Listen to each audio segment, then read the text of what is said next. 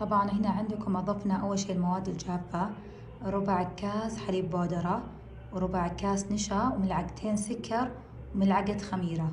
بعدين راح نضيف المواد السائلة.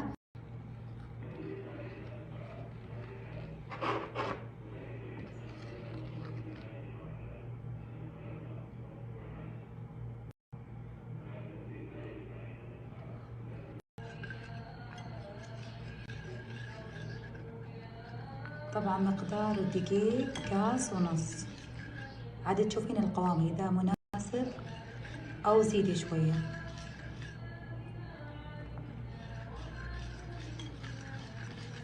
لازم تعجنينها بيدك وتحركينها توين كذا، شايفين؟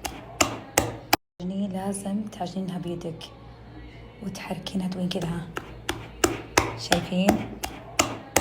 ملعقة تسألون وش ملعقتك؟ طبعا أول كنت أستخدم ملعقة باسكن روبنز، بس يوم شفت هذه صارت أفضل، تيجي مع علب البهارات مرة تهبل، تخليها دائرية.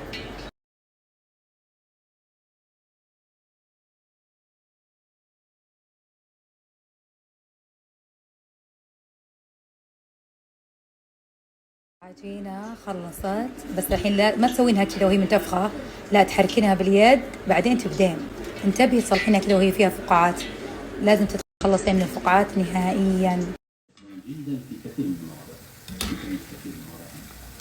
وإن كانت تخفيف بعض الرقعات في بعض